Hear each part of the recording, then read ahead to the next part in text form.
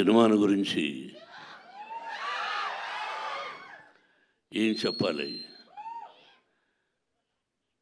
విష్ణు చెప్పినట్టు చాలా చెప్పాలి.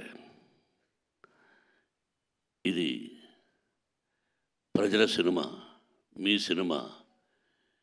ఈ తరానికి ఏ తరానికి ఈ సినిమా ఎప్పుడూ కొత్తదే. భక్తిభావం, ఆ భక్తి ఎలా వచ్చింది, ఆ దూర్జటి మహాకవి ఎలా రాశారు, శ్రీ కాళహస్తీశ్వర మహత్యం అంటే ఏమిటి, దాన్ని ఇంతకుముందు ఎవరు తీశారు, మళ్ళీ ఏమిటి కొత్తగా చూస్తున్నారు వీళ్ళు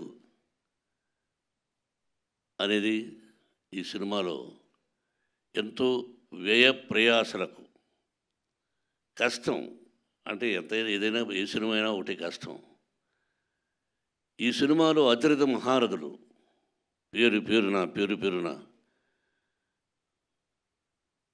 కేరళ నుంచి, ఆంధ్ర నుంచి, మద్రాసు నుంచి, నార్త్ ఇండియా నుంచి, మన భారతదేశంలో 4 మూలలా ఉన్నటువంటి మహానటులందరినీ తీసుకొని ఈ సినిమాలో నటింపజేశాం.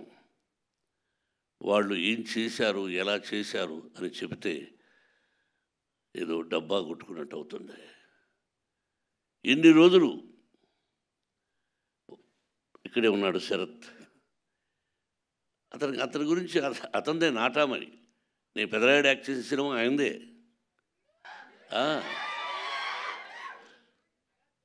ఆయన ఒక రాజ్యసభ సభ్యుడుగా ఉన్నారు. ఆయనకు ఒక పార్టీ అధినేతగా ఉన్నారు. ఈరోజుకి ఏ పాత్రనైనా అవలీలగా పోషించగలిగినటువంటి మంచి నటుడు, నాకు సోదరుడు. అలాగే పేరున ప్రతి ఒక్కరూ అత్యద్భుతంగా చేశారు. ప్రజలు చెప్పాలి, మీరు చెప్పాలి. ఈ టీజర్ చూసిన వెంటనే ఇది ఓన్లీ భక్తి చిత్రమే కాదు, అన్ని రకాల విష్ణుబాబు చెప్పినట్టుగా ఒక చరిత్ర, భగవంతుడు, పరమేశ్వరుడు, అంతే.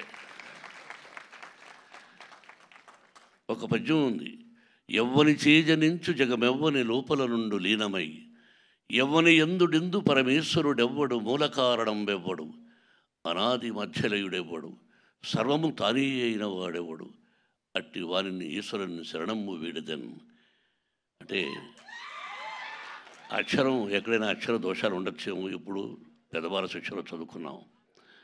మనందరికీ పరమేశ్వరుడే, బ్రహ్మ విష్ణు మహేశ్వరులు ఎలాగో పరమేశ్వరుడే అంతా. ఆయన ఆజ్ఞ ప్రకారమే మనం అంటుంటాం ఇళ్లలో, శివుడి ఆజ్ఞ లేనిది సీమైనా కుట్టదని సామెతలు మనం వింటుంటాం. మన అమ్మ నాన్న చెప్పారు అంతే. ఆయన పర్మిషన్ లేనిది ఈ సినిమా తీసుంటాం. ఆ భగవంతుని ఆశీస్సులతో సినిమా తీసాం. మీరు ఇంకా ఎన్నో ఫంక్షన్స్ చూడాల్సి వస్తుంది కన్నప్ప ద్వారా.